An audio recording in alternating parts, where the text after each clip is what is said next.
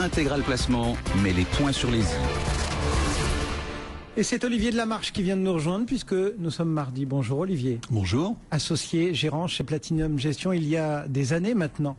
Vous nous disiez, ce ne sont pas des prêts, ce sont des dons pour les premiers subsides que l'on prêtait à l'époque à la Grèce. Aujourd'hui, On continue. années plus tard, quel regard vous portez sur l'accord survenu hier? Là, on n'a pas naché. Hein. Non, c'est pas un accord, c'est des... on a mis des... Au point en 13 heures, moi je pouvais leur faire en 10 minutes, leur prévision d'endettement en 2022, c'est ça, je sais plus, ou 2020 ou 2024, je sais plus. Donc on a décidé qu'il serait retombé à... trop long. Non, mais on a décidé qu'il serait retombé à 124%. Enfin, c'est ridicule. Là, on leur a rajouté une couche de 44 milliards d'argent frais, ce qui va les faire monter joyeusement à 200%. On a fait 40 milliards d'allègement sur un point de base de baisse de taux et compagnie, et puis l'allongement de la durée de la dette. Donc 40 milliards d'allègement, 44 milliards donnés à nouveau. Je vois pas très bien ce que ça change.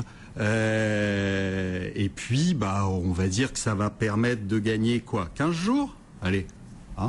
On le voit d'ailleurs sur l'euro. L'euro, visiblement, a joué dans un premier temps. C'était sauvé, on est allé à 1,30 et puis maintenant on voit un 29,50 comme hier, donc il y a rien de nouveau sous le soleil.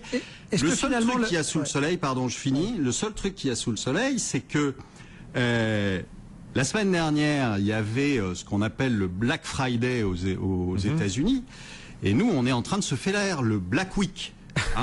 Pourquoi on se fait le Black Week? Parce que si vous additionnez tout ce qu'on a distribué entre la Grèce, l'Espagne, ce qu'on va donner à Chypre, 17 milliards, 37 milliards pour les banques grecques hier, première tranche, que la toute première tranche, on va continuer derrière.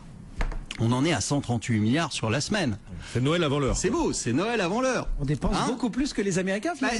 Non, le problème c'est qu'on dépense pas. C'est que on l'a pas cet argent. Bon. Donc ni nous ni les Allemands ne l'avons. Donc ça veut dire quoi? Ça veut dire que il va falloir taper soit sur le contribuable, soit encore une fois endetter la France jusqu'à plus soif. Et c'est bien ça l'idée du délai, de l'horizon que vous jugez beaucoup trop long, c'est de rendre finalement la claque, comme disait Nicolas Dos tout à l'heure, indolore pour le... Mais c'est pas indolore, parce que de toute façon, vous l'aurez, la claque.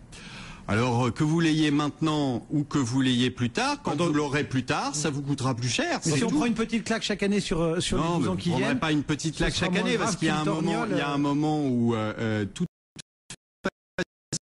façon,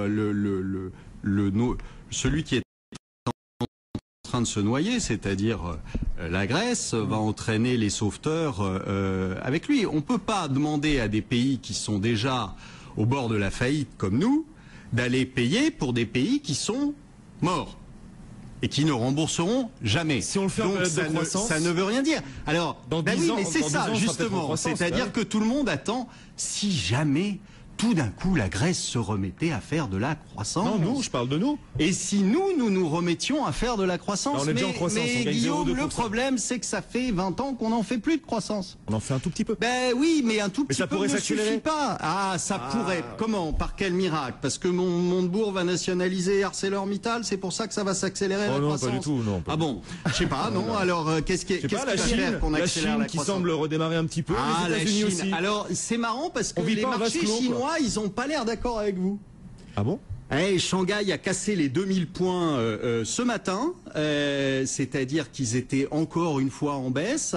La baisse se creuse tous les jours. C'est pas dû à la croissance chinoise, ça. C'est dû au secteur non, bancaire. mais je sais pas. Moi, je trouve ça curieux pour qu'un marché continue de baisser comme ça régulièrement tous les jours, alors que soi-disant, on nous a parlé d'une reprise forte de la croissance en Chine. C'est pour stopper. C'est curieux, non? C'est parce que les autorités envisagent des mesures pour stopper la surchauffe de l'immobilier, des restrictions de crédit.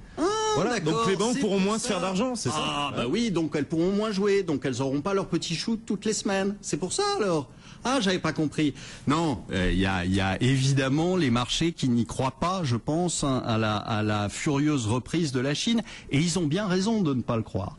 À la furieuse reprise de la Chine, parce que quand on a des gens qui reviennent de Chine, ils vous disent quand même tout le contraire. C'est que ça stocke à tour de bras, mais que ça vend pas. Donc il y a un moment où les stocks il faut pas toujours tout attendre de trucs hypothétiques sur lesquels vous faites des hypothèses qui sont fausses dès le départ. Les stocks sont à des plus bas de 6 mois. Donc on est au bout du déstockage là en Chine. On n'est pas sur une phase de stockage. Déstockage. Allez-y.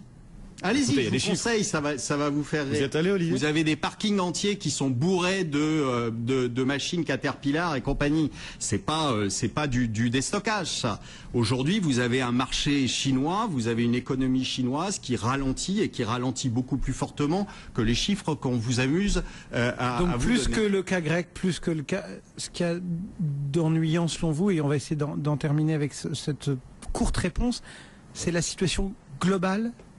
C'est la première fois, c'est ça qui pose d'ailleurs des difficultés à tout le monde, c'est qu'on n'a aucune référence, c'est qu'on ne s'est jamais trouvé dans cette situation-là. D'habitude, on avait toujours un moteur qui fonctionnait. Vous aviez toujours une région du monde qui marchait. Quand vous avez le Japon qui est plongé qui a été plongé dans la dépression et dans la non-croissance, même dans la décroissance, vous aviez depuis un bon moment, elle était entourée de la Chine qui commençait à démarrer, des États-Unis qui marchaient bien, de l'Europe qui marchait bien. Aujourd'hui, qui marche bien? Qui marche bien? Ouais. Vous avez deux, trois petits BRICS qui traficotent dans leur coin et franchement, ça ne suffira pas à tirer 80% du PIB mondial. On aurait pu continuer le débat encore longtemps, mais hélas, on est un petit peu pris par le temps. Merci Olivier, associé gérant chez Platinum Gestion. On vous retrouve la semaine prochaine. Et le CAC, lui, continue de progresser.